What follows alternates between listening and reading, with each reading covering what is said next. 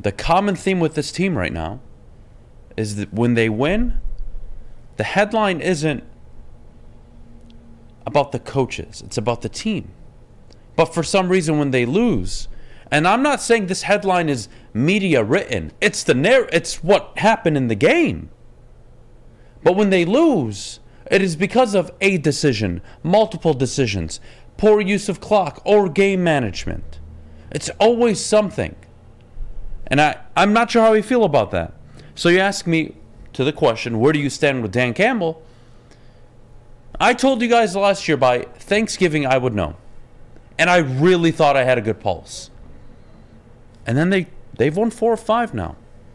And I'm seeing Dan win the way we had a conversation about last year in Arizona when they beat the Cardinals at Ford Field. That was repeatable success. And now you're seeing over the last 5 weeks, they're playing consistent ball. 4-1, they've played consistent the last 5 weeks. So now I'm in a position thinking to myself, okay, I like him. Love the attitude, love his mantra, love his bravado, whatever you want to call it. Drives me nuts with his coaching decisions. I don't like them at all. So there's parts I like, and then there's parts I really don't like. And where I'm at today is where I was at before the season. Because I just don't know. I have a certain level of optimism that I had going into the season because of this 5-game stretch. But it's also very difficult for me to just forget about 1-6, forget about Buffalo, forget about Minnesota, forget about Philly, forget about Miami. It's difficult, which is why I don't have the answer. I don't have the clear 100% answer.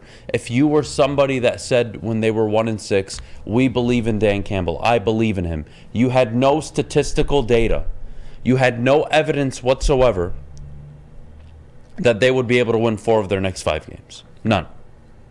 That would have been, quote, your feeling. But this game is not about feelings.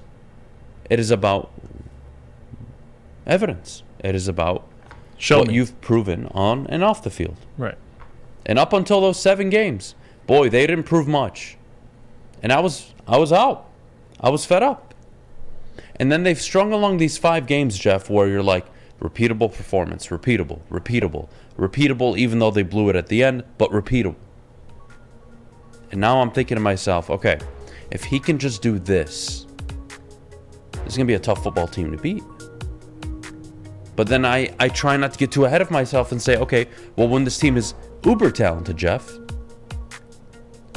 how will he manage them? How will we coach them? I don't want to get that far ahead because I don't have the answers yet.